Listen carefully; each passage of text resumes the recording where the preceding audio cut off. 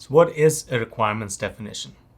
In this video, I'm going to talk about what exactly it is, what goes into it, how do you do it, and how important it is in your ERP implementation. A requirements definition is just a comprehensive list of your requirements. It's as simple as that. But how do you find those requirements? I've seen clients have a 15-line ERP requirements definition, and that's not good enough. I've also seen clients with 3,000 line items on every functional area. That might be overkill. We have to find the sweet spot between how well your requirements are documented so that the vendors can then respond to your requirements in an efficient way and help you find the right product for your practice. So how do you do a requirements definition? It can be as simple as documenting your requirements on an Excel sheet, but you have to be really careful here. You can't just say, I need a system that does accounts payable for us. Any system can do that. But what does that mean for your organization? What are the nuances of accounts payable at your organization or your city or county? What are the nuances of timekeeping in your organization? What policy decisions and local ordinances impact those requirements? You can't just say, I need a system to do checks for us. You need to really define what that means to see whether or not a system that's in the market can fit your needs. So the first thing to do, again, is define your processes. Define your future processes, document them, map them.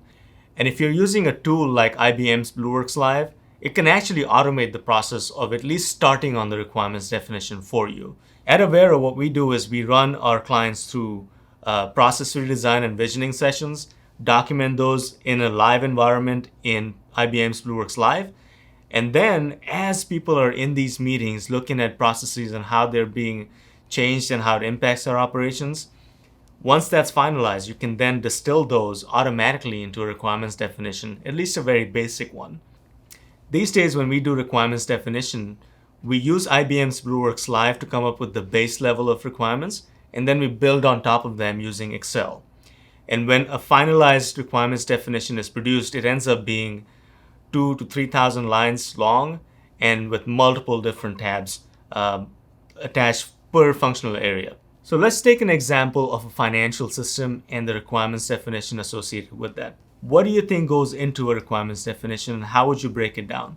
So the first tab or function or component that we look at is general ledger.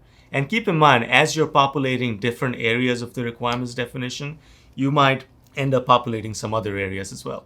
Like general ledger, it's well defined, you know what goes into it, but as you're filling out, let's say, an inventory line or a functional area of the requirements definition, you might find other things to put into the general ledger component.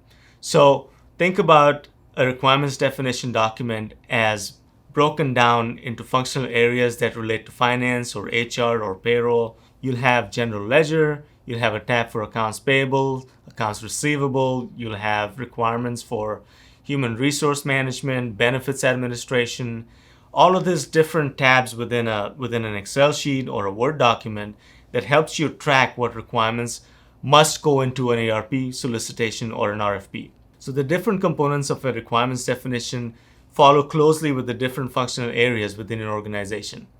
And then there are specific items like IT security, cybersecurity, VPN, securities requirements definition, who gets to see what part of the system.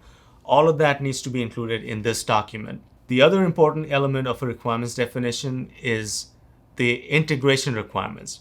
When you buy an ERP system, you need the system to talk to other elements of your IT organization. You might have a very specialized system in your organization that won't go away because how specialized it is, but it needs to be integrated with your new ERP system. So you have to have a tab or a function within the requirements definition that specifically talks about which external systems that may be owned by you or by the state or by the county. Which systems does your ERP system need to interface with, and that needs to be clearly defined. Another important element is GIS. How does GIS function within your organization? Is it a county-wide initiative? Do you use the state system? Who feeds the data that goes into these layers? And how is your new ERP system going to consume this data in the GIS? All of that needs to be documented and defined in a very specific way in your requirements definition. If you are in the process of defining requirements for your organization, that will then go into an RFP, please get in touch with us if you need help coming up with a set of requirements that will protect you through the implementation and beyond.